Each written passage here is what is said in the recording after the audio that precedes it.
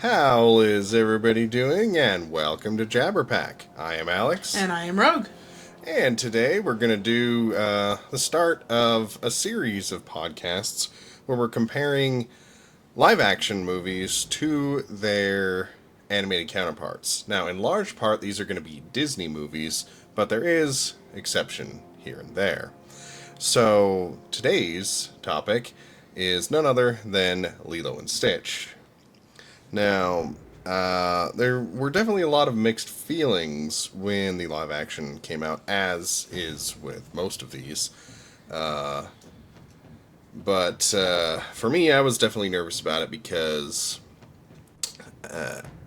Lilo and Stitch came out at a very pivotal, pivotal. Pivotal? I can't say that word. Pivotal time in my life. There were a lot of things going wrong, and my family and I were in a kind of a desperate living situation, and so the movie's always really connected with me, especially with the notion of Lilo really wanting a friend. And when you feel the world's against you as a kid, you can sympathize with that a lot. So I definitely had apprehensions of them remaking this thing because it's one that's always been so near and dear to my heart. Now, how much of that is rose glasses versus intrinsically the film itself is debatable. But regardless, we're going to give it a little bit of a look-see here. What about you? When you were a kid, did you have any specific impressions of Lilo and Stitch? Honestly, Lilo and Stitch has always just been one of those Commander. Disney movies that's always been there. That's our new number 6. I couldn't tell you when I first saw it or anything like that. It's just always kind of been there and part of my life. I've always enjoyed Lilo and Stitch. And yes, I was one of those weirdos who didn't mind the series either. Yeah, see, I was unaware of the series until later in my life. Because, like I said, at the time I saw the original movie, my living situation was kind of desperate, and it, wasn't super different moving forward the next few years, so I didn't have anything resembling cable till maybe 10 years after that, so... Because I'm pretty sure it was a Disney Channel thing. Oh, yeah. Yeah, it was a Disney Channel original series. I guess I was spoiled. I grew up with Disney Channel. So I got to watch the whole thing, the whole series as it was airing. And some episodes weren't bad, others you just, especially as an adult, you question why. Well, I mean... And again, I guess that's how it is with any Disney show from like the 90s, early 2000s. I mean, when the main motivation is money, let's be honest. The only reason they go off and make these series and stuff is when they have something as successful, especially surprisingly successful as Lilo and Stitch was, merchandise goes crazy. And Stitch merchandise to this day is a huge seller. And I have a Stitch on my desk, so I'm part of the problem, I guess. Not that merchandise is, bad or whatever, but it's just weird that this movie came out of left field and has just swept the aisles of Walmart, Hot Topic, Spencer's, you name it. You can find Stitch hats, shirts, mugs, pointlessly expensive figurines of him reading a book. Not that we know anything about that. Where did we get that? Box lunch. Oh. Okay. Yeah. Yeah, it's the more teen-targeted version of Hot Topic. Oh, interesting way to word it. Well, when you think about it, Hot Topic is more for, like, I would say, older teens, young adults, where Box Lunch is more catered to, I feel like, younger teens and older kids, or those who are just very nostalgic. Fair enough. But, now, onto the movies themselves. So, the approach they took to both of these films was decidedly different, and not quite as drastically different as some. Like, I think probably the most drastic difference in live action versus animated would probably be Mulan. I mean, it's debatable. I'd agree. Well, actually, I say it was a toss-up between, in my opinion, Mulan and Dumbo. Fair enough. Fair enough. Because the story the way they did Dumbo, again, topic for another discussion, but I think the way they did Dumbo was really, really good. The way they did Mulan, not so much. Yeah, we'll burn that bridge when we get to it.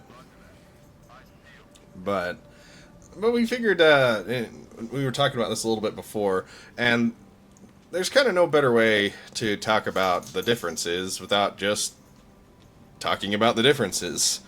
Because, you could talk about overall tone and things, but I'm not a movie scholar, so I couldn't sit there and nitpick some of the artistry of it. Now, there's something to be said about the style of the original was really, really cool. They had mostly watercolor backgrounds that they did and put all their characters in front of, and the creation of that whole film was a bonkers story in itself, because it's something that the higher-ups basically just let them run with, nervously, but they're like, trust us, we got an idea. And in large part, they had no idea what they were doing at first, but they ran with it, and they, most of the, if I recall, it wasn't even animated at the main studio for Disney. I mean, now defunct, they don't have a hand-drawn animation studio anymore, but it was just this one-off project done just off-kilter, and they ran with it, and they made something that's been endearing for years. So obviously, in Disney fashion, they're going to do the live-action remake. I mean, that's what they do. It's Disney. So, for those of you who haven't seen the film, Lilo and Stitch, both, is about a genetic experiment who's created, and it's determined that he needs to be exiled because it's a kid's movie and they can't just kill him. And but in the process of trying to transport him to some point of exhalation, he escapes, lands on Earth, and becomes entwined in the lives of Lilo, obviously, and her older sister Nani, who recently lost their parents and are just trying to get through life together, and so he makes that more complicated, but in the end, they're all family. Yay. But didn't have to sound so thrilled about it. Jeez, I thought you liked the movie. I do like the movie. I'm just not good at summarizing. So one of some of the more minor differences between live action and animated are there's a villain in the animated version. His name's Captain Gantu. He's kind of this shark head looking guy. And so he's the one who is charged with, assigned to go and capture Stitch. He's the one who was responsible for initially transporting Stitch from the council planet to an exile planet, which then, of course, Stitch probably escapes, and he is then charged with going to hunt Stitch down and bring him back. Yes, indeed. Well put. Now, of course, the original ones who were supposed to go get him were Dr. Jumba. Don't ask me his last name. like Jukiba or something. And, it's Jumbo Jukiba. Who is Stitch's creator, and somebody named Agent Pleakley, who is the expert on Earth culture, who convinces them initially to not nuke the planet anyway, which was their first, well, they said gas the planet, not nuke it, but same thing, really. So they're the ones who were supposed to go get him, but because they failed, they send Captain Gantu. So, but that's in the animated. In the live action, he's nowhere to be seen. There's rumors that the animation process was just getting too expensive, so they thought they needed to axe him, but I can't speak to that. I do think it's a weird choice, and we'll go into what they did instead a little later, but it's a shame, because... Well, is it a unique choice? I don't know that it was a weird choice, because for me personally, I think the axing of Gantu, it didn't really affect it too much in my book. Because Gantu you see throughout the animated movie trying to, after Jumba and Pleakley fail at capturing Stitch, you see him show up in almost immediate. Unless I'm mistaken, he almost immediately captures Stitch. Yeah, when he lands on the planet. And then goes ahead and take it back. So the only time you're really seeing Gantu is at the beginning of the movie, when he's there for the trial of Stitch and then to transport him to an exile planet. And then at the end of the movie, when he actually captures Stitch and, whole rescue climax movie thing begins. Yes.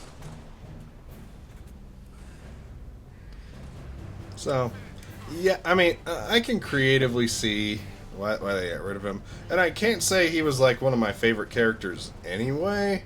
So, 'cause one of the roles I think Gantu served in the original film was they needed a through-and-through villain, which calling him a villain is weird because his motivations are understandable. He's a military man. He's just trying to complete his mission. He's doing what he's been told. So, I mean, he's kind of a dick, so that doesn't help. But, it's hard to say, like, he's a villain in the most traditional sense. It's not like he's doing anything deliberately sinister. He's just doing his job. His job just happens to be at odds with all of our protagonists. So it makes him, I could see... If you don't like Gantu in the first Lilo Stitch movie, don't watch the animated series. He plays a more predominant role in the animated series and flips from being the good guy following orders from the councilwoman to literally being a for hire mercenary type individual. Because for those who haven't seen it or are unfamiliar with it, basic premise of the Lilo and Stitch series. So Stitch is Experiment 626. All the rest of the experiments end up getting loose all over the island. So 625 other experiments end up getting loose on the island. And the series is basically Lilo and Stitch trying to hunt down all of Stitch's quote-unquote brothers and sisters to figure out where they quote-unquote belong. Yes, there's a lot of quotes in there because... Doesn't he call them cousins, though? Yeah, you're right. They are technically cousins, I guess. Is how I consider them. But, I mean, let's be honest. They're brothers and sisters. It makes it weird, but... So, in the series, Gantu is no longer part of the police force for the Federation, which is, I guess, how he's portrayed in the movie. He gets fired from his job because of the whole incident through the original movie.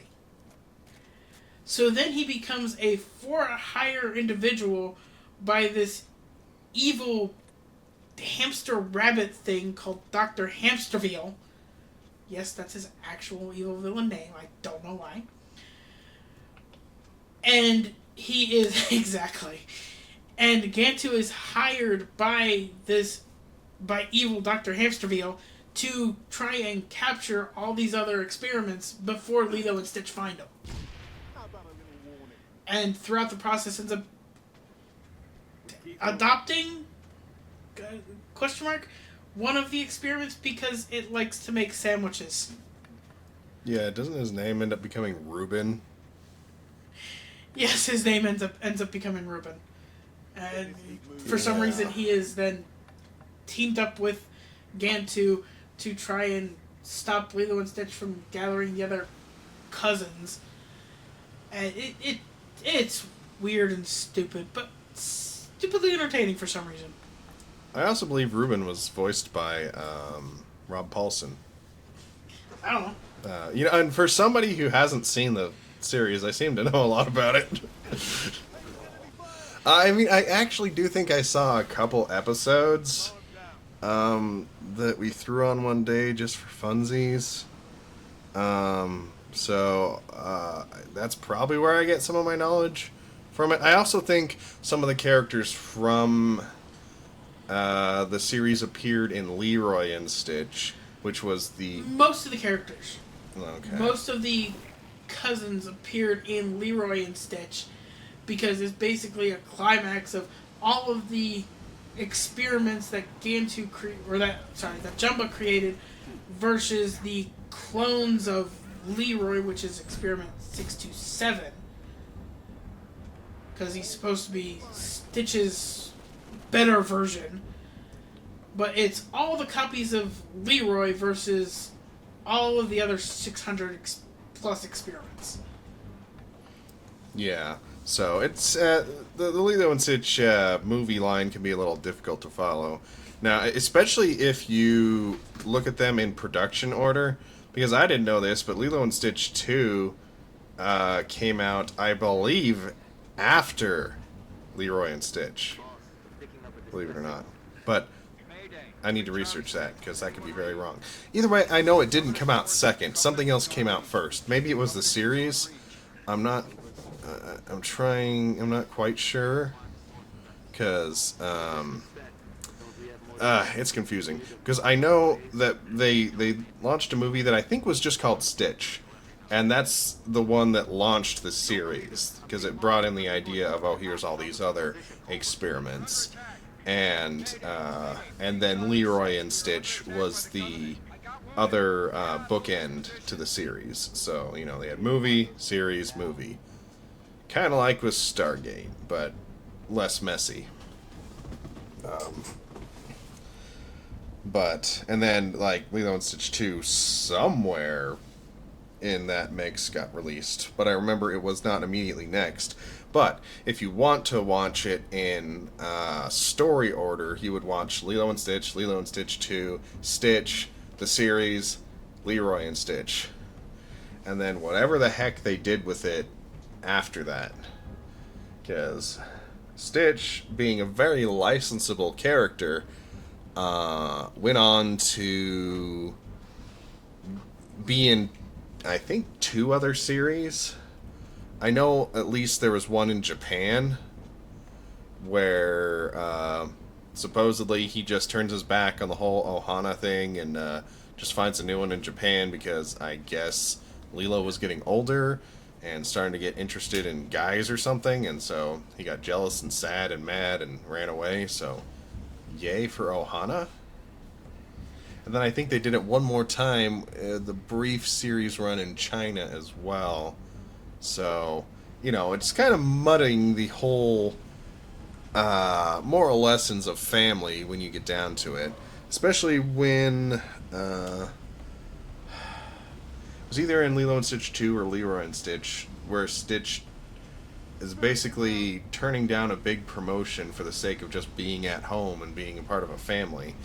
And they kind of play it up to a point of like, oh, that's maybe not so great. So, I don't know. Their definition of family and family loyalty can be a little bit mixed up, which they do kind of address in the live action one. And for the record, if you actually look it up on the Wikipedia page, Lilo and Stitch was the first film releasing in 2002. And then you have apparently in 2005 is when Lilo and Stitch 2, Stitch Has a Glitch came out. So it was Lilo and Stitch, Lilo and Stitch, Stitch the movie, which is was the original, the spin-off the TV show. Right. Then Lilo and Stitch 2, then Leroy and Stitch. Everybody got that? And then that's not even counting all the television shows, because apparently there were 3 total animated series, including Lilo and Stitch the series, Stitch, which is the Japanese animated television series, which is a spin-off from the original, and then apparently there was a Stitch and AI? I don't know. And then they have a couple television specials, including Stitch and the Planet of Sand, and then Stitch Perfect Memory. And that's not even counting the Stitch Meets High School Musical. The fudge? There's no information. I don't want to look it up. Well, either way, that definitely speaks to the pervasiveness of Stitch's marketability. But what can you do? I mean, Stitch is cute. And, he goes through what a lot of people like to see in a character, which is a redemption arc. He starts off essentially purely evil and chaotic, and then through his own loneliness and curiosity becomes a part of a family that he becomes endeared to, and has to overcome his evil thoughts in order to be a good member of the family, which they make look really easy in the first film, but when they do Lilo and Stitch 2, his brain starts to go haywire, and fighting his destructive tendencies becomes really, really difficult, which I thought was an interesting take on it. And it's Stitch A, I'm sorry. Oh. It's Wang A Ling. Oh, Wang A Ling, of course. Girl. Well, I told you there was like a Japanese and then a Chinese series. Every few years, Stitch gets a new Ohana. But,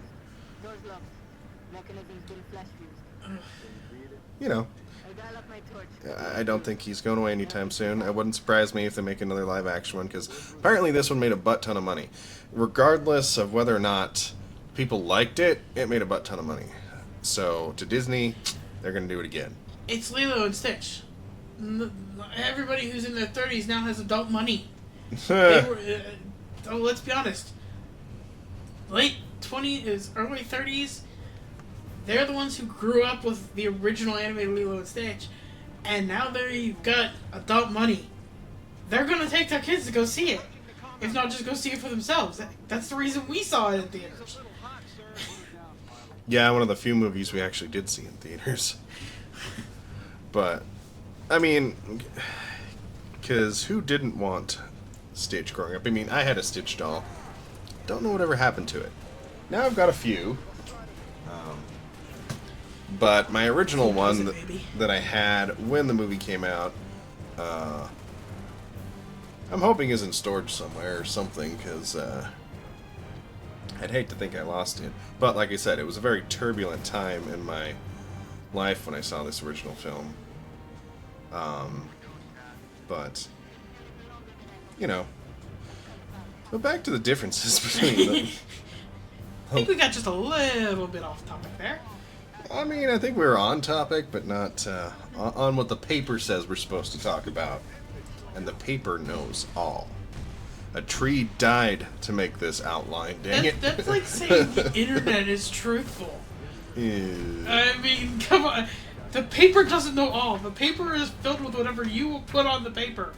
Well, it's what we talked about, so don't pin it on me entirely. You're the one who typed it up. Yeah.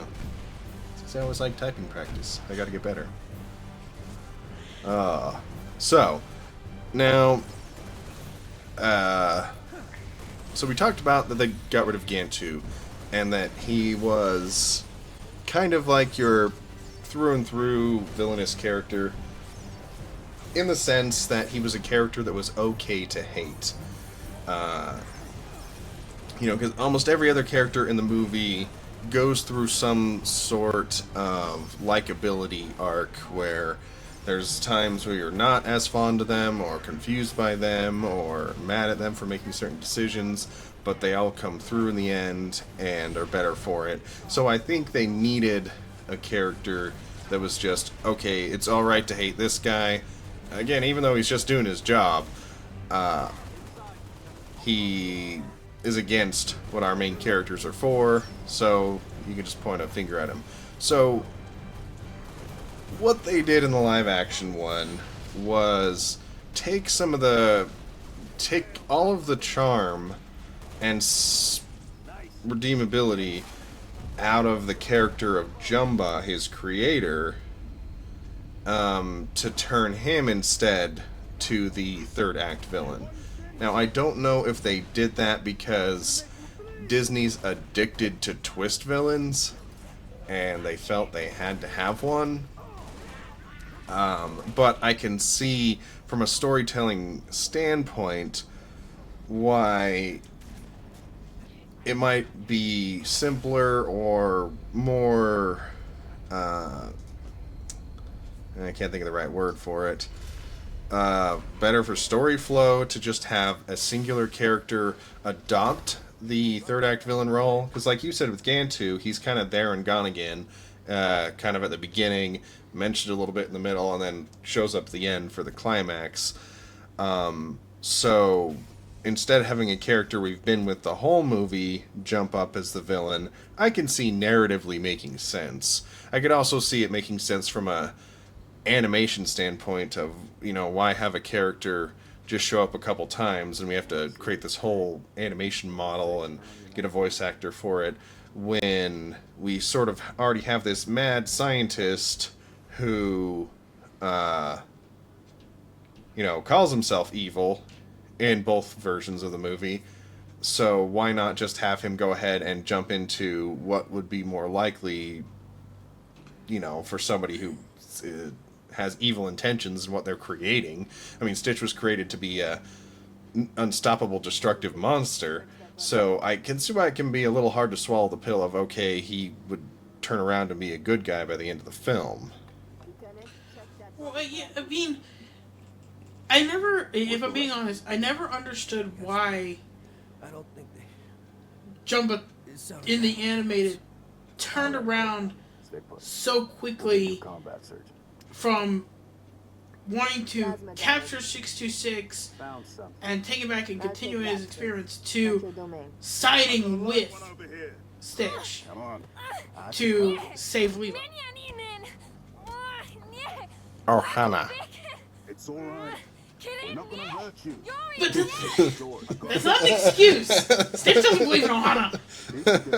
He replaces his Ohana constantly. He doesn't know the term. He doesn't understand what the term Ohana means. Right. You want to be part of Nur Ohana? No. Nur Ohana.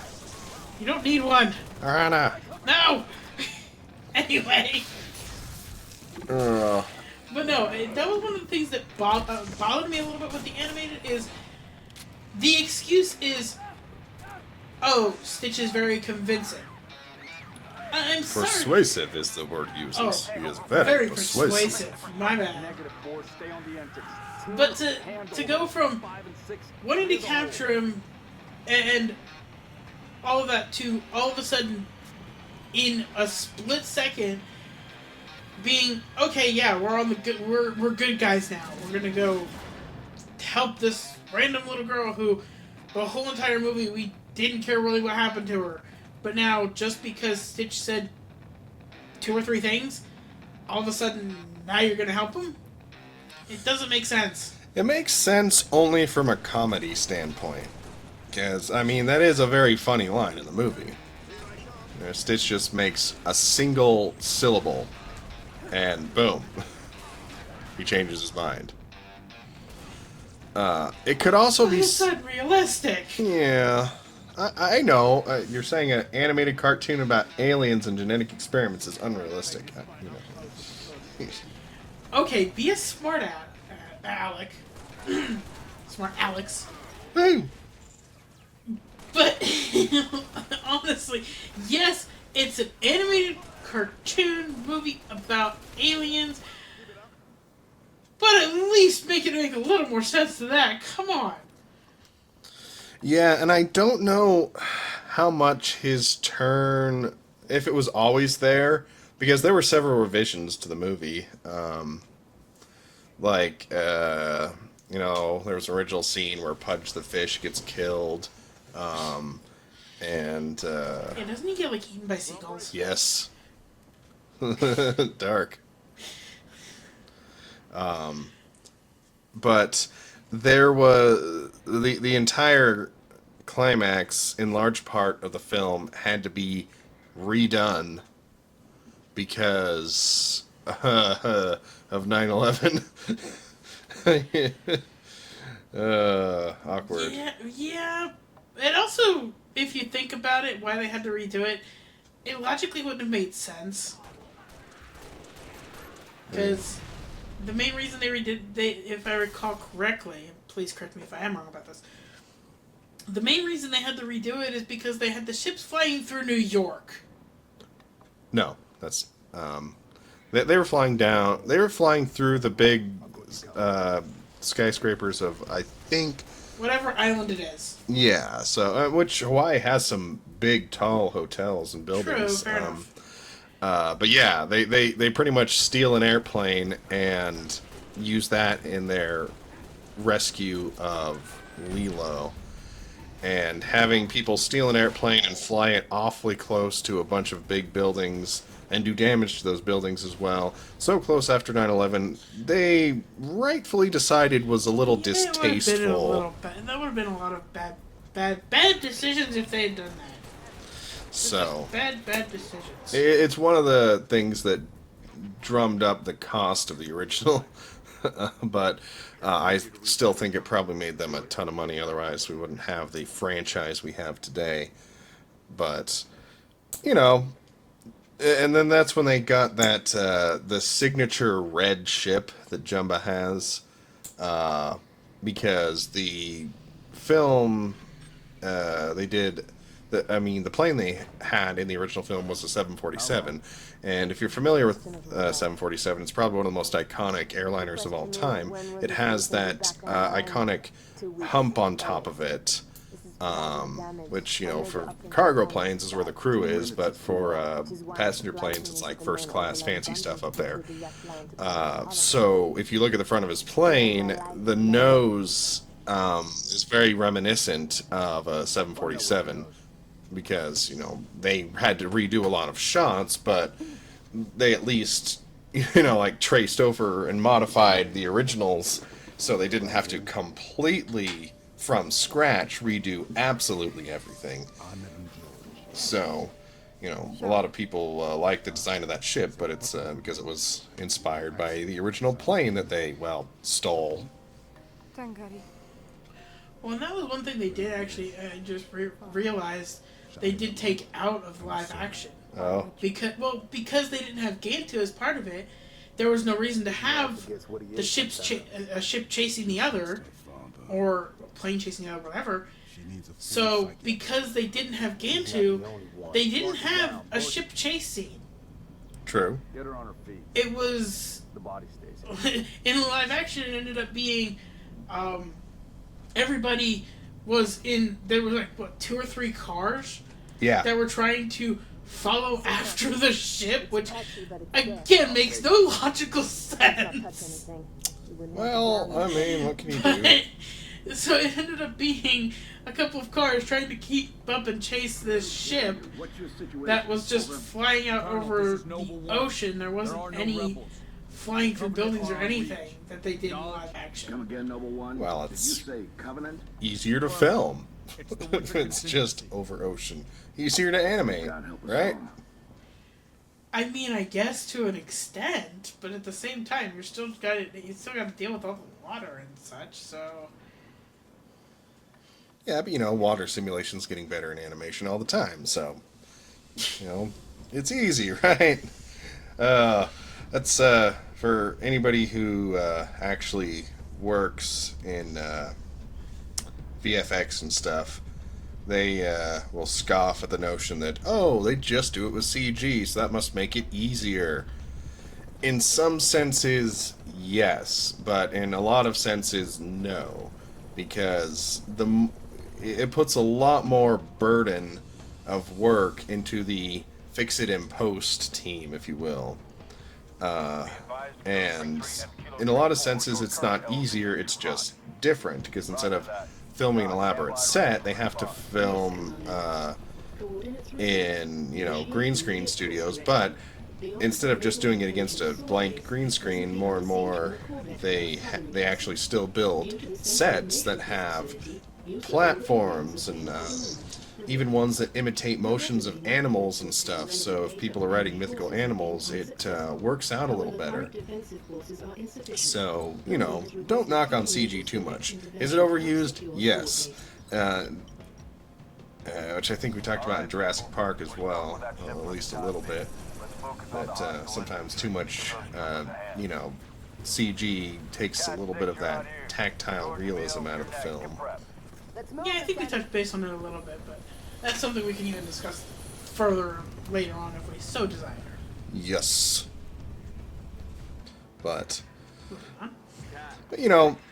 so in regards to, the two films, that whole third act is very, very different, because again, for those who haven't seen, in the animated one, Gantu captures Lilo and Stitch at the same time, but Stitch escapes because, well, he can squeeze himself through the cracks of the little vessel where Lilo's being kept. And then Jumba finally captures him, and Stitch convinces them to go rescue Lilo after Nani encounters them as well. And then cue rescue sequence. In the live-action one, Lilo actively chooses to go try and rescue Stitch. So both films start with, I guess you could call it a revelation of betrayal, if you will, where in the animated film, after Jumba is trying to catch Stitch and tears apart Nani and Lilo's entire house, which culminates in the house blowing up. Neat. Well, that's another thing they changed, was in that scene they toned down the violence. Apparently in the original there was a lot more violence. Like, him shooting a whole lot of things, and like the scene where he's throwing plates through the ceiling, which makes no sense. That was a cover-up for the original of him shooting a gun a whole bunch. So I guess they thought violence would be not very tactful. But anyway, not important. In the live-action one, animated one, it's revealed only after all of that does Lilo find out that Stitch is in fact an alien. And when she figures that out, she's mad at him and wants nothing to do with him. And that happens to be when they get captured. And I think you were the one who pointed out earlier that Lilo has to, beg Stitch to not leave her behind, or something like that. Yeah, because in the original animated, when Stitch is able to somehow weasel his way out of the containment capsule that Gantu put him and Lilo in, Stitch is trying to break open the capsule from the outside while the ship is in the air, which, again, logic Why did he break it from the inside? Why did he try to break it from the inside instead of just squeezing his way out? Oh. But but during that scene, when Stitch is on the outside of the capsule, Lilo is begging him by saying, "Don't leave me, okay? Please don't leave me. Promise you won't leave me," in order to get him to make sure she gets out, come back for her, whatever it is. But she's literally sitting there feeling like she has to beg him to help her when supposedly they're these great friends, these great close friends. They're Ohana, they're family now. But she's still begging him not to leave her behind. I'm sorry, but that's what desperate girls usually do in a bad relationship. Yeah, and so in the live action version, the quote-unquote betrayal line happens when Jumba points out to Lilo that, oh, Stitch only chose to be your friend at the animal shelter to be adopted for his own protection, for his own self-interests.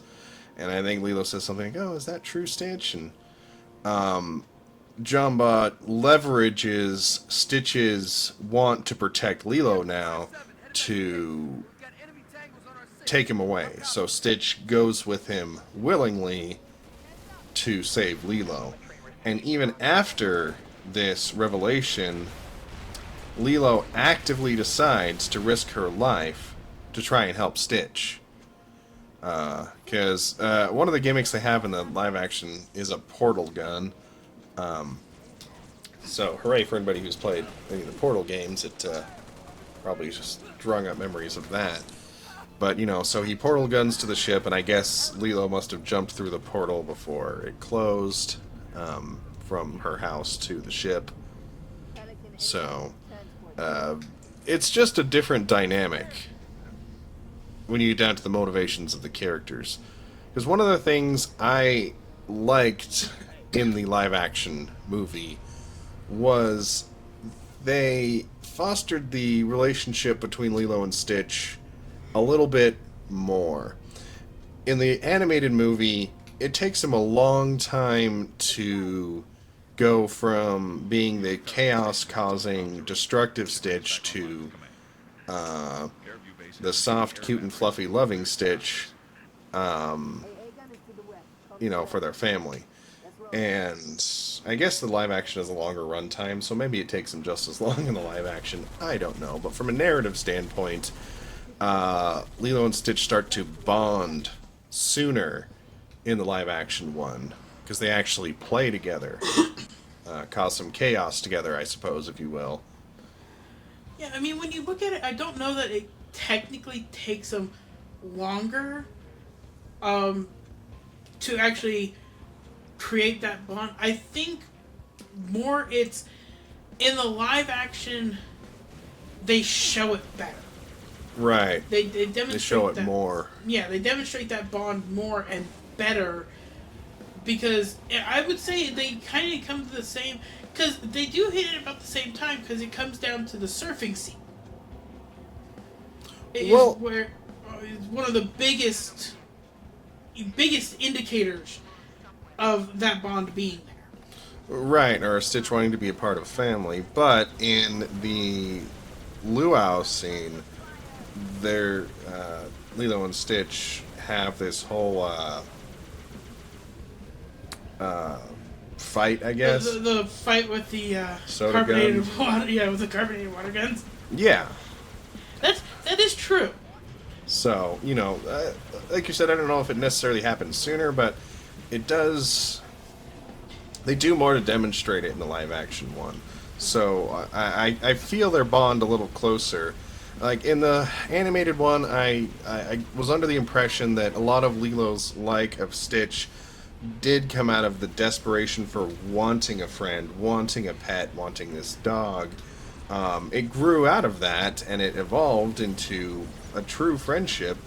But I felt more genuine friendship grow organically in the live action one. Yeah, because for me, in the animated one, you don't really see that the actual friendship. Honestly, until the end, because even when you look at the scene where they've been in the animated where they were captured by Gantu, that is more out of to me that bond is more a desperation bond than an actual friendship bond or even family bond. It's more solely out of desperation than anything. Yeah, definitely. And like I said, it did evolve into more than that, but I do think Lilo is an interesting psychological case in both films. But a lot of her actions are desperate, I guess, is the proper word for it in the animated version. I'm glad you added in the animated version, because in the live action, to me, she is just very much a kid who has no friends, who is grieving the loss of her parents, and doesn't know what to do. Yeah, she's more lost than she is. She's lost and she's lonely, and a bit of a social outcast. Probably, partially, I think, because of her poverty situation, which again I sympathize with immensely. Because boy, was I bullied for being the poor kid at my school. But which school might you ask? Yes. But while we're on the topic of grieving, there's a few points of contention people have with the live action movie. And one of the first big ones is there's a big phrase that comes out and it's on half the merchandise. If Ohana means family, family means nobody gets left behind or forgotten. And in the animated version, when Nani's trying to take Stitch out of the house on the first night they bring him home, Lilo uses that line, and it stops Nani dead in her tracks. And it could be argued that, in the animated version, it was a teaching of her parents, and because she misses her parents and wants to honor them so much, it stops her dead in her tracks. But in the live-action version, and this is what a lot of people get mad at, she basically says, oh, that's just fairy tale nonsense, because if nobody gets left behind, why were we left behind? Which, a lot of people got mad at it for kind of crapping on this popular phrase, but I thought it was an interesting take from a grief standpoint, because to me, it was a good show of somebody who was grieving, and sometimes you do get mad at the people who leave you behind when you're grieving. And so I don't think it was a horrible thing for them to put that in there, because sure, she turns around later, and Ohana gets complicated, but I didn't hate that they took a different take on that, because clearly that would be the action of somebody who was younger, because Nani is 19 or something. I'm not sure. 16. Oh, dang. If you actually, because I actually have the cast list pulled up on the Wikipedia page, but Nani is actually supposed to be about 16 years old, I believe. Well, that would make sense in the animated one, but in the live-action one, they're constantly talking about her going to a college, so... True. But regardless, that's still young. And she... either way, a lot of the heart of the film in regards to Lilo and Nani comes from their coping with the loss of their parents. And I stand corrected, it actually doesn't say her age, I was looking at the wrong thing. Oh, very good. But so they just lost their parents, And so that's part of the reason why Lilo's having some of her emotional issues. And then with Nani, and this is where there's a good divide, in the animated version, her whole life is basically to take over as the parent figure of the household, to take care of Lilo. And that's understandable because you could see it from... Estimated to be about 18, just because she couldn't technically become Lilo's legal guardian if she was below the age of 18. Okay, fair enough. But, so animated Nani, again, I think it comes down to how they're choosing to grieve. For her, her life was being a part of a family and losing her parents. She doesn't want to lose the last fringes of family she has left, which is Lilo. Now, she doesn't necessarily get along with Lilo 100%, but she wants to hang on to that family with everything she's got. And, you know, her struggles in trying to keep the family together and maintain a job and everything is, you know, where most of her character interest comes from. But in the live-action one, and again, people get mad at this, they point out something that would be realistic, which is Nani had prospects to build her life elsewhere. You know, I mean, people love their family, they love staying with their family, but people do grow up, and they have dreams that they want to follow. And so, in this case, she wants to be a marine biologist. Thankfully, she's in Hawaii, where the world's best marine biology colleges are. Plus, if you're native, they have a lot of scholarships. So, thankfully, they don't have any pointless conflict like her needing to move away, because that would make no sense whatsoever. Anyway, I'm lying. But, so people were mad about that. Because they're like, well, how can Nani have anything she wants in her life except trying to take care of Lilo?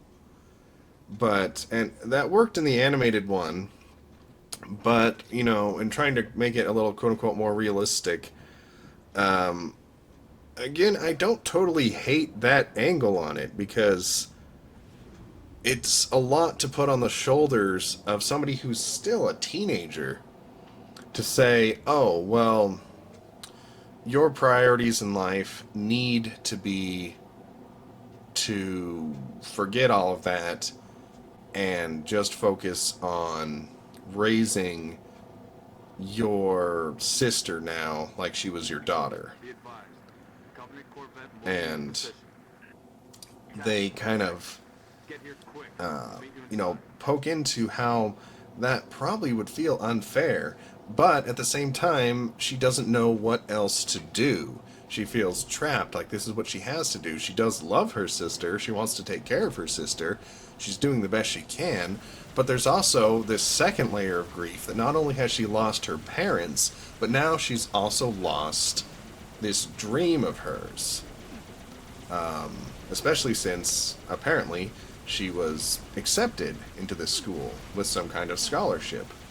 So, she had this opportunity, and it was killed from her life the same time her parents were killed. And so, it's kind of an interesting form of depression that sometimes new mothers have as well, when they realize, oh, my life has now been fundamentally altered, and my focus has shifted.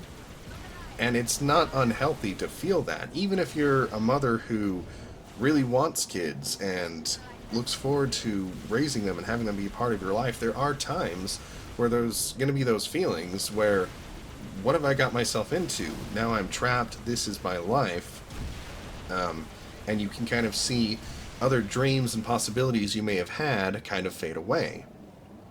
So, being somebody who is seasonally depressed, only 4 seasons out of the year, I can very much appreciate what it must be like for her to be going through that. So, I don't know if you want to have this lead into the biggest thing people hate about the live action film. Are you referring to the end? Yes. The The, end. the ending where Nani, quote unquote, gives away Lilo, That's the and one. more or less, in a lot of people's opinion, it just completely, as you put it, rejects Ohana. Yeah. Which, let's be honest, that's not how that works. Come on, people, that's not how that works. Well, I mean, not being a native islander, I can't speak to how Ohana is supposed to work. But I can speak to families being complicated. And especially families where people are growing up. And it's a beautiful picture to have in your mind, great for postcards to say, okay, here's my, perfect family, mother, father, kids, whatever, father, kids, mother, non-binary parent, kids, whatever. But you can make this perfect picture, but it is just that. It's a picture because people grow, people change, and that's not a bad thing. Kids grow up, they start to gain interests, and those interests might not always be close to home, and that's not a bad thing. So sometimes family doesn't mean let's keep everybody together at all costs. Sometimes loving your family means what do I do to support the hopes and dreams of other people in my family, realistically speaking, because that can be taken advantage of. Well, I guess with all that, one of the biggest things that I think people overlook when it comes to Nani making the choice to, quote unquote, give up Lilo. Honestly, she doesn't give up Lilo. She never had full custody of her sister. Let's make that clear. She never had full custody ever of her sister. It was a temporary situation from the start. And the decision that was made to give custody of Lilo to their neighbor who had been like family to them, especially since their parents died, to give official custody to her instead of having Nani have full custody, because Nani is 18. To be able to not only have to support yourself, but have enough money to support your little sister, as well as make sure all your bills are paid, and everything else is taken care of at the age of 18? Yeah. Most people don't even know how to take care of themselves, let alone anyone else or bills at the age of 18. Heck, I didn't move out from my parents' place till I was in my 20s. Yeah, and with living costs always going up, that age of people quote unquote leaving the nest gets higher and higher as costs get higher and higher. So, yeah, that's a lot to put on somebody at that age, without doubt. So, the question becomes, did Nani reject Lilo to just go off and have some fanciful dream to say, hooray, now you're out of my hair, I don't care about you, I don't love you? I don't think so. And that's how most people interpret it, is, Nani just said, okay, forget family, forget Ohana, I'm off doing my own thing, adios, sayonara, bye-bye, au revoir. Which, to those people, I'd say you didn't pay too much attention to the movie. Because it wasn't Nani's first choice to immediately leave for college when it was decided that the neighbor was going to take custody. Nani had every intention of staying with Lilo, with them, to keep the Ohana together. She had every intention of not going to college, even after the whole custody thing was figured out. She was going to still stay. By the way, for the record, I'm going to dismiss what you said about Hawaii having some of the best marine institutes. Because if you look on websites like College Advisor, the college that Nani wanted to go to is actually listed in the top 5, where ones in Hawaii aren't even listed in the top 10. Just saying. All right. But I digress. That even after it was decided that the neighbor was going to take custody of Lilo, that way Nani didn't have to worry as much. Lilo would still be close by. They basically all still live together. That it wouldn't be a problem. Lilo is the one who pushed Nani to go to school. Right. It wasn't Nani who said, okay, that's figured out, you're going to live with them, I'm leaving. It was Lilo convincing Nani that it was okay for her to pursue her dreams and go to this school. You said that, all I could think of was Maui saying, all right, I'm out. Jumping off the boat. Fair. Yeah, but I like it because it shows, like I said, that families are complicated. Families are dynamic. They go through changes. And family doesn't have to be blood relatives. You know, like you said, in the animated one, they don't even have neighbors. They're just kind of off in the middle of nowhere. And so the fact that they even have a neighbor, to me, helped bolster this interesting sense of community, because they talk about community in later animated ones, because, you know, like how, oh, everybody calls each other cousin and stuff, and which alludes to the fact that Ohana, family, can be more than just, okay, who's, you know, behind your house, closed doors. And so they have this character, her name's Tutu, and she's, I guess, their next door neighbor, and she's, you know, essentially taking Nani and Lilo under her wing as best she can, while in the wake of the loss of their parents. And so it makes good logical sense that, you know, if Nani's barely getting by, and there's a loving neighbor who's willing to take that burden of custody and caring for somebody off of Nani's plate, off of somebody who's so young, but still, you know, it's their neighbor, so it's not like, oh, she's never going to see Lilo again. It's not like she just tossed her into the foster system and said, good luck, kid, which is the way a lot of people interpret it. It's, oh, they're legally solving the problem and logistically solving a problem in a way that is preserving this sense of family and not having anybody have to make an enormous sacrifice of their own life, which again is one of those nuances of a family. Is it shouldn't be up to one person in the family to sacrifice everything for the sake of everyone else. Now, there's plenty of situations where people don't have any choice, and Nani, to be fair, didn't think she had any choice. So the fact that they're able to find a solution that can keep Lilo from going directly into the foster system and allow Nani to still pursue her dreams and still see her sister, to me, that is good, and it shows community, and it shows the broader feeling of family. Not just, oh, it's just up to us, it's us against the world and no one else.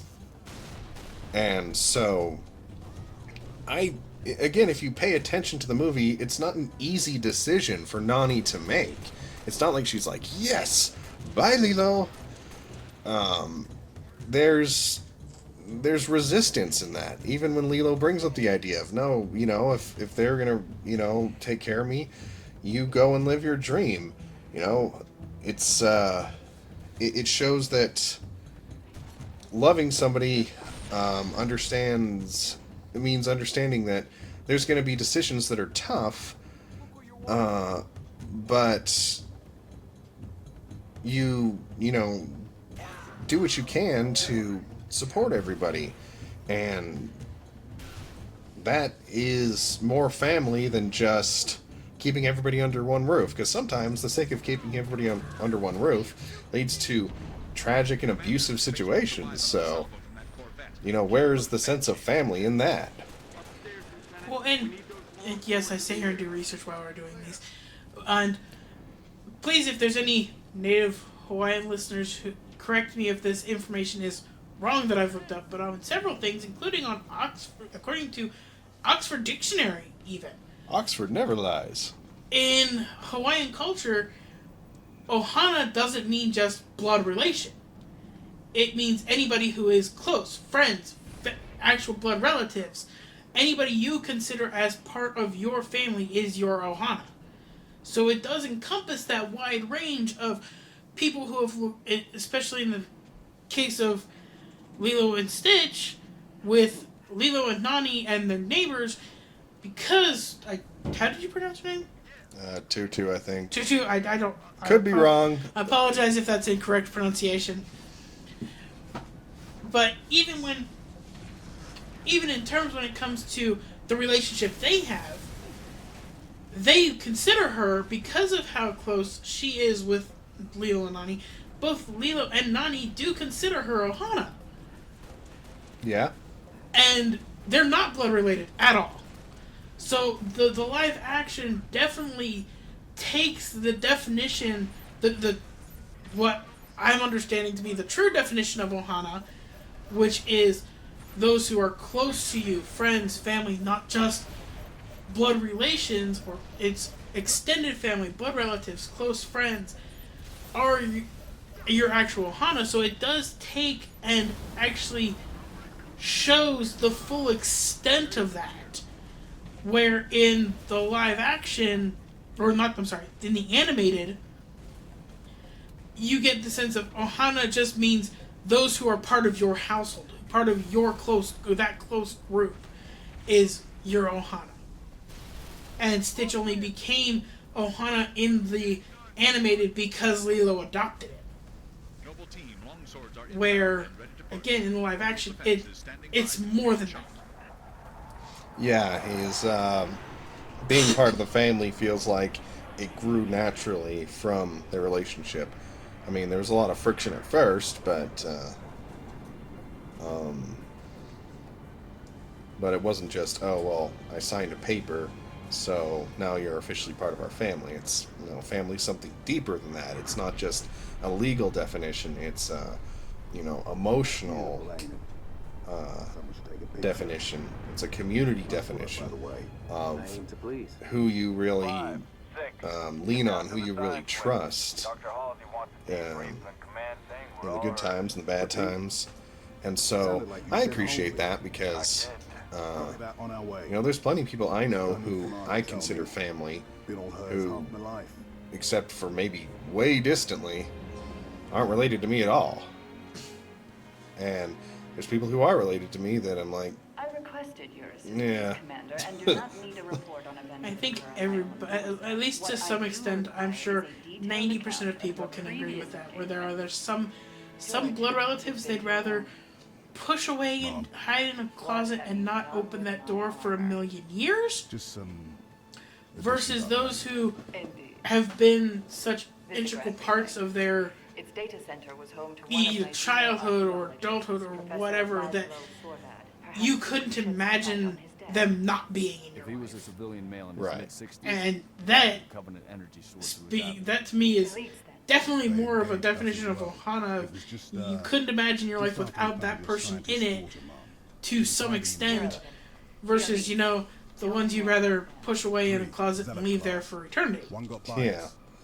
And it's interesting because one of my favorite Pixar movies is Coco, but one of the main problems I have with Coco is the notion of family literally being blood relatives, and that there has to be a sense of loyalty to that inherently. Like, oh, well, these are your blood relatives, so you need to love them, cherish them, adore them, remember them. And there's nothing wrong with some of that, but I like Data retrieval was more the notion Even had we that known, we had other family more is more urgent than matters to blood. Warning the planet. And, you know, that blood doesn't even make family necessarily. Because you do have parts of family you're always gonna, you can't pick and choose, you know, who your parents are and stuff, to a degree. But as you grow older, the people who you consider family often have nothing to do with that. So it's my only issue with Coco. It still is my favorite Pixar film, but it's like, you know, family loyalty is great to a degree, but somebody should also be allowed to say, like, oh, this person belongs to my family, even if they're not, you know, in the family by blood or marriage, because they're just that important to me and I care about them that much. So, hooray for community, hooray for family, hooray for Ohana. Oh. So, I think that was the biggest elephant of the live-action one in regards to what people who hated the movie hated the most about it. And I didn't hate the live-action movie, which, you know, there are some, you know, live-actions that we'll get to down the road that maybe didn't quite hold up as much as some other ones. Now, you know, that being said, if I had to say what I liked the least about the live action Lilo and Stitch compared to the original, it's petty, but it's Jumbo's voice. I'm sorry. Jumbo was this lovable, pseudo-Russian sounding scientist, and the guy that got to play him didn't even try. I mean, I'm no great voice actor myself, but even I can try a little bit of Russian accent to sound comical and interesting. But I don't know if it's because they thought, oh, well, maybe because he's a bad guy through and through, we don't want to offend the Russians, or if, or what, but yeah, every time he talks, I just wish he would at least try. I mean, I get they were trying to go for something a little less cartoonish, I suppose. And again, maybe because he doesn't have a redemption arc, that he just ends up going the full villain route, which again makes more sense with the character's origins, but it doesn't mean I enjoy watching him. Like, every time Jumbo's on screen, I'm like, oh, it's a Jumbo scene.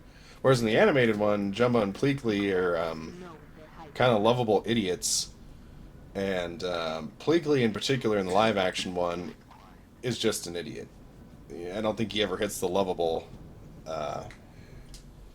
note there, so it's unfortunate, and it makes me feel like, well, they cut out Gantu, maybe they could have cut out them as well and just had the movie been about Nani and Lilo, because it was enough to hold the movie, and sometimes it's distracting.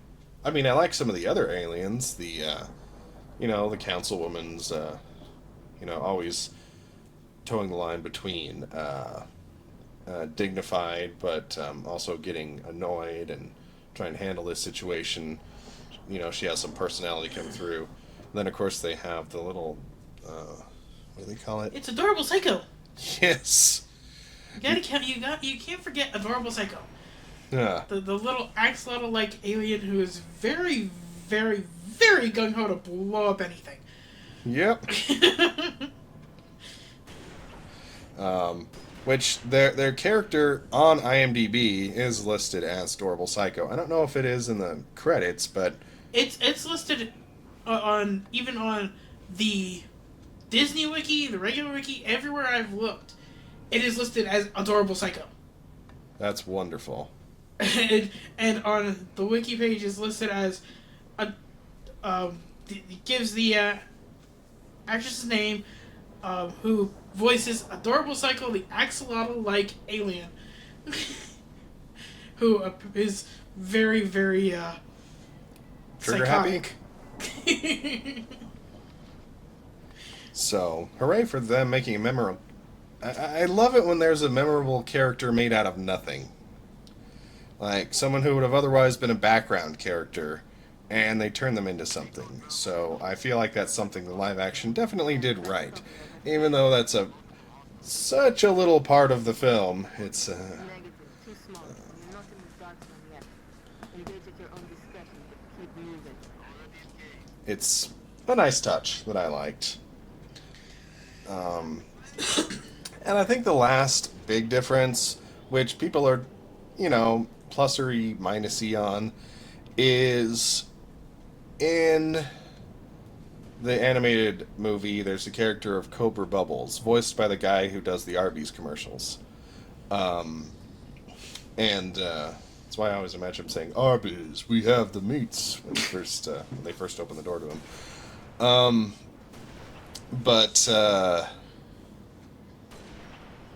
But he's a social worker, and he's the one micro-evaluating Nani's care of Lilo, and also apparently used to be in the CIA.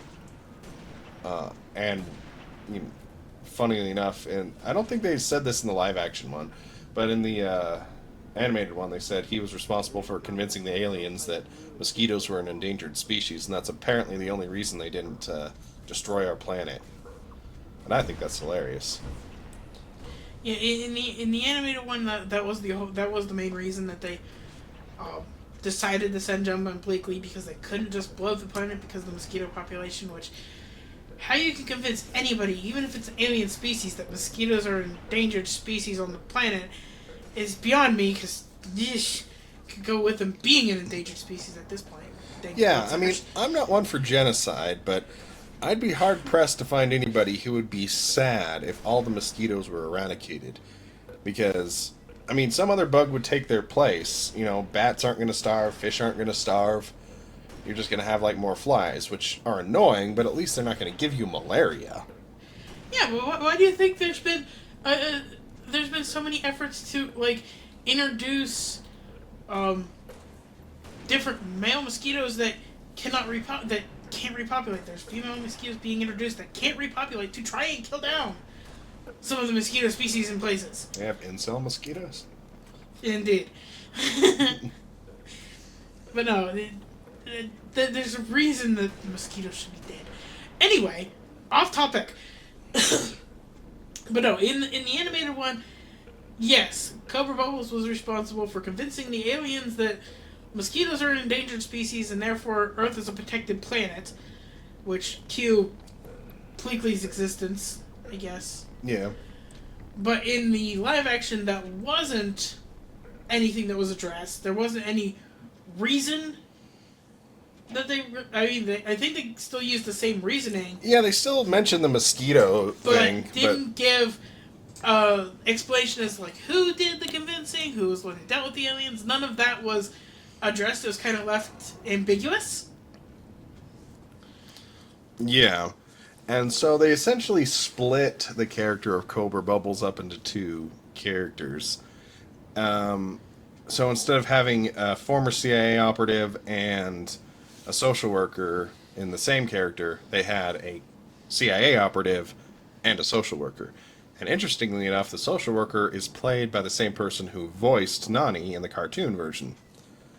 Random trivia fact there. And so some people have issue with this, but from a narrative standpoint, I have no problem with it. Because his origins are a little weird in the animated one. Okay, they're sending in this hyper tough social worker. I mean, maybe they're implying that Nani's already been through a few, which I think they mentioned that, maybe. And so maybe her case is elevated to a point where now they need some sort of expert, which speaks to Nani being on the last straw in this situation. So I don't have a problem with it in the animated film, but I also don't have a problem with them just separating it and making it a little more realistic. I definitely felt like the social worker in the live action film felt more like a social worker than Cobra Bubbles did in the animated film, and so they allowed Cobra to just be his own character, which brings up the point of the ship crash. Well, to backpedal for just a second before getting into the ship crash, but no, one of the things that was stated in the animated film that lends credence to Nani and Lilo having dealt with several other social workers is Cobra says the line, he's the one they call in when things go wrong. And things have indeed gone wrong. Exactly. But reiterating that there are massive problems, so he's been called in to evaluate the situation. Wherein the live action, as you said, there was the social worker, and then there was Cobra Bubbles as two separate people. Cobra Bubbles being strictly a CIA agent, and the only reason he plays a big part in it is because him and his CIA team are the ones who are called in when the ship that Stitch stole in the beginning of the film, when it was found, the CIA was then called in with Cobra Bubbles being the lead operative on the assignment. And he only went undercover as a social worker to get closer to Stitch. Right, which, maybe that could have been some backstory in the original film of, maybe that was why he was there, because it could have been, he could have been an undercover social worker in that case, investigating Stitch, but it's not expressly said. So I'm actually kind of all for that interesting take on it, to say like, oh, well, he's pretending to be a social worker to get closer to the alien. Because they kind of just brush it off of, oh, Stitch ship crashed and nothing ever comes of that. But in the live action one, they're like, oh, yeah, they found a ship, and so they call the CIA. Which makes more sense. I mean, it could be argued, based on the crater from the original one, maybe it completely disintegrated and there's nothing left. But I find that unlikely. But, it's an animated movie. What can you do? It's one of the changes they made that I don't love, I don't hate. It's just like, oh, that's an interesting take on the story. And I'm perfectly fine with it. I don't know whether it makes the story better or worse. It just makes the story slightly different. It just makes me nod my head and say, yeah, okay, I'll buy it. Makes it a little more believable and realistic. Well, and probable. Yeah, and as somebody who grew up with a single parent, I was no stranger to social workers, so I definitely got social worker vibes from the live action one, but not from Cobra in the animated one. I mean, he's still one of my favorite characters from the animated film, but from a real life experience standpoint, I definitely felt the live action social worker a lot more close to home from my personal experience.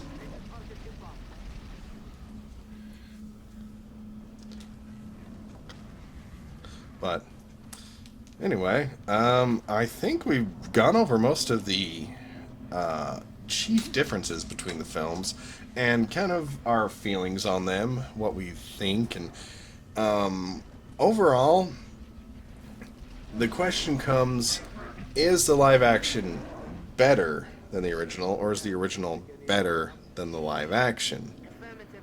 Which is a question I think needs an asterisk, because I don't necessarily like the term better. It's kind of looking at it in the wrong spirit. Because I know sometimes when I see a live action rendition, it gives the feeling like you're watching a play version of it. It's not as good, but it's in front of your face and it's with real people, so you give it some slack. But the animated one's better, more endearing, I guess. And this one, I felt there were a lot more points that hit me personally, maybe because I grew up in a single family in a struggling situation. I mean, both films speak to me for that reason, but there's a lot more in the live action one that, you know, brings up subconscious parts of my past life that the animated one didn't necessarily. Well, I guess the better way of thinking about it is not necessarily thinking is which one's better, live action or animated, but more of does the live action version live up to or surpass what you would expect for a live action remake of an animated classic?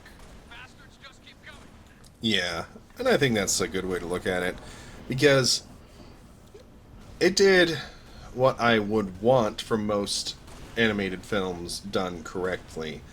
And that's they took a lot of pieces of the original and they added little pieces in there, little tidbits, little bonus information. You know, they showed more bonding between Lilo and Stitch. They kind of tied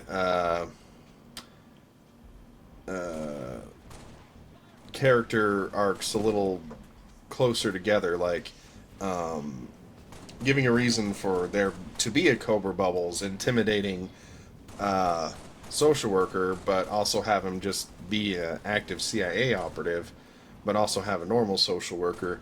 By having more community, by having a better sense of what family means, you know, to me, those are expansions I would have wanted to see in a live action film, and I'm glad that they're there.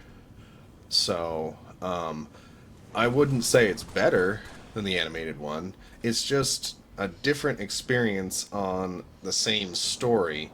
I don't think anything could ever take the place in my heart of the original animated film, mostly because of when I saw it in my life, and it's so intrinsically tied to I still can't say that word. Pivotal time in my life, where my family and I were struggling to get by, and family is all we had.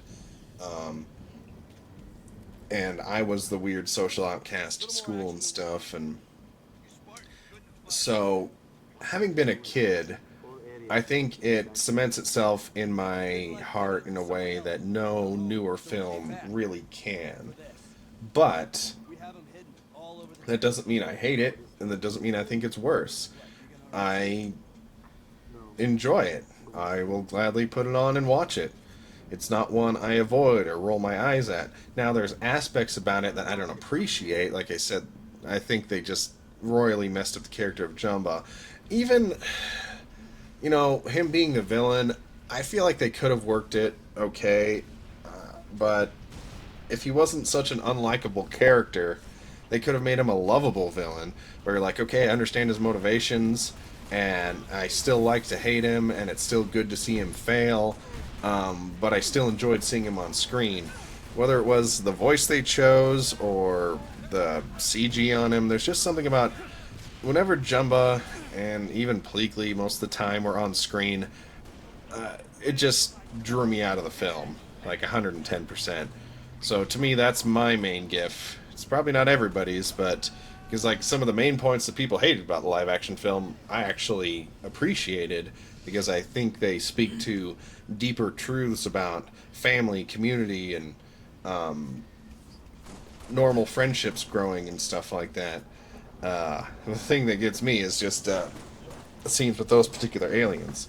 You know, swap out Pleakley for the axolotl alien, and then give Jumba his original voice back. Boom. Perfect film. Or even just give Pleakley in the live action more of the personality of the animated. Right. Because they try. It's like they tried to give him some of that personality, but still wanted to make it more serious. So it just kind of falls flat. And on that topic, one thing we did forget to mention is, why the heck did they have those stupid camouflage things? Oh. In the live action, they were trying to camouflage themselves as human, which how did nobody notice when one of them is supposed to be an employee of the hotel they were staying at? Yeah. That makes no sense. But, Yeah. again... Well, I think a lot of people chalk that one up to the animation budget again. It takes a lot of work to put a fully digital character into a live action shot, and so I think they tried to minimize that as much as possible, and so their solution from a narrative standpoint and from a cost cutting standpoint, they're like, oh, you know, these are advanced aliens, they're going to have technology that can disguise them as anything they want. So that could have been clever, but it also made it harder to remember that these characters were these aliens, and it made Pleakley a lot less likable, I guess, too. Because, I mean, there's a lot of comedy, and I understand it might not have translated to live action to have the, you know, them try to have human-like disguises to blend in.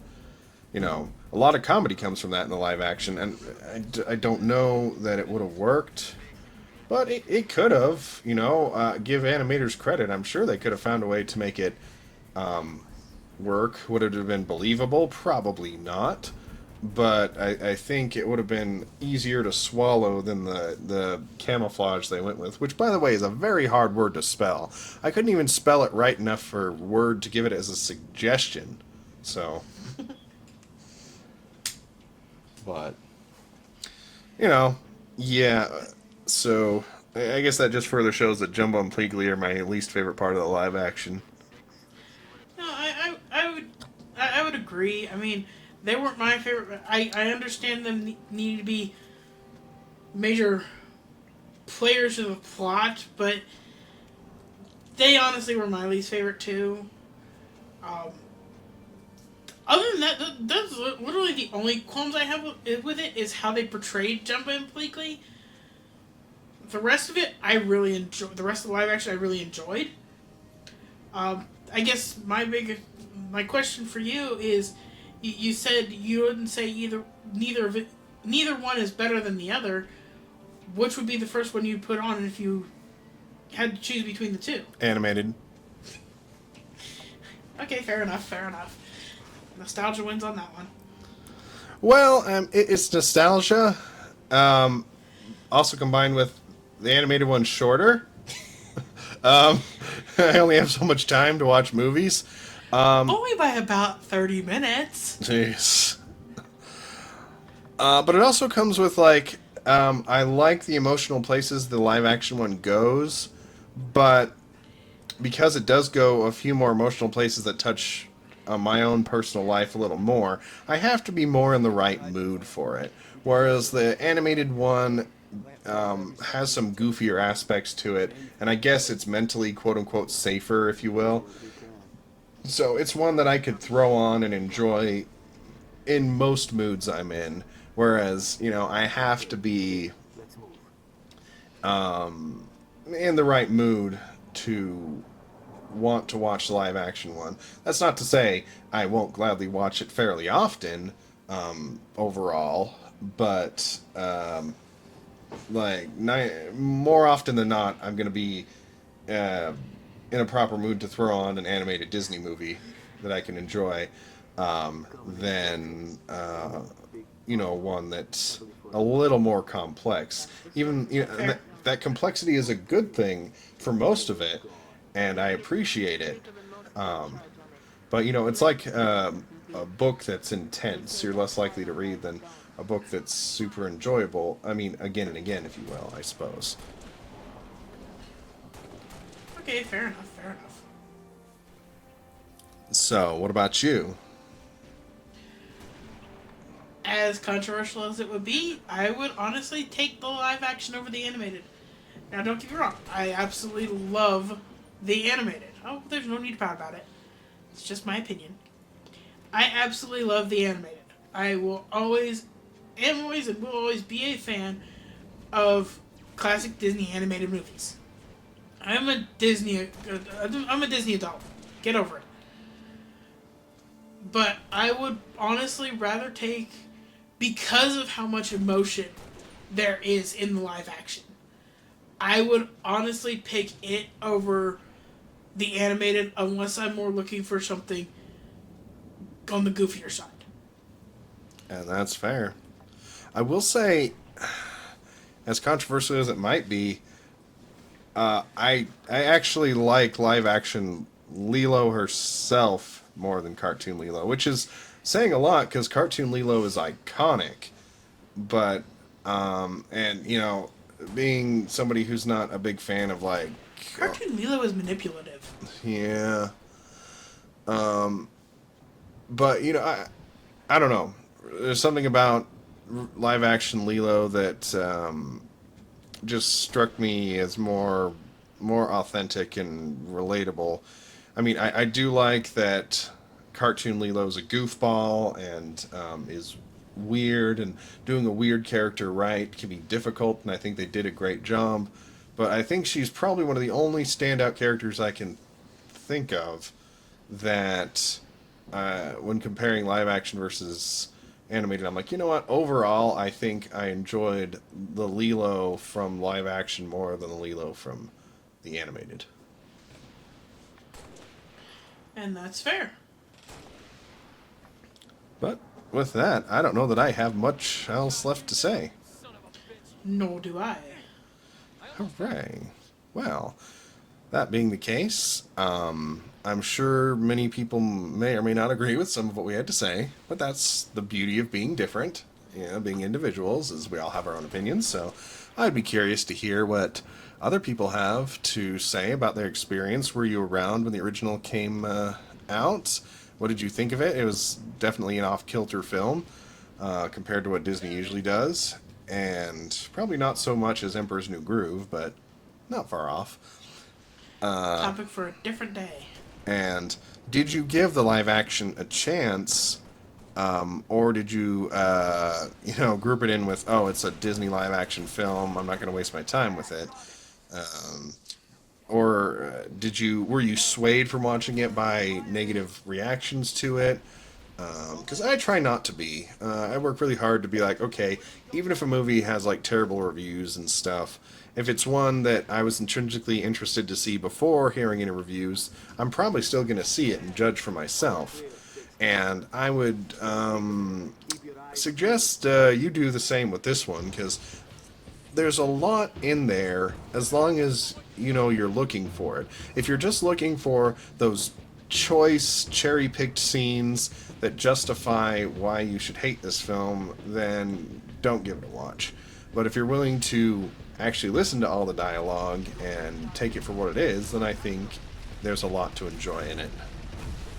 Excuse me. No, I fully agree, though. It's definitely worth taking time to watch. Again, available on Disney Plus. Neat. But it is definitely one of the live-action remakes that Disney has done that it isn't this. It isn't the same as the animated. That's a given. There's several things that they changed, that they did different, but they did it in a good way, in my book. They did it in a very fulfilling type of way. That's the best term I can come up with. So it is a really good watch for a live action remake. Yeah, because that's the tricky part with these live actions is if you carbon copy the original, people get mad at that. If you change it too much, people get mad at that. So they've got to find a balance in between. And although not all the points they did hit home for me, for the ones that did, they did really well. So I liked it, and I'd recommend it.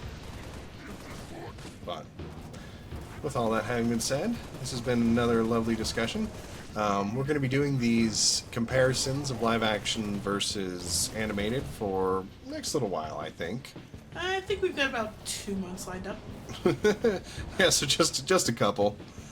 But until we hit our next one next week, we hope you join us bark then. And we hope you take care of yourselves and have a beautiful week out there. Enjoy.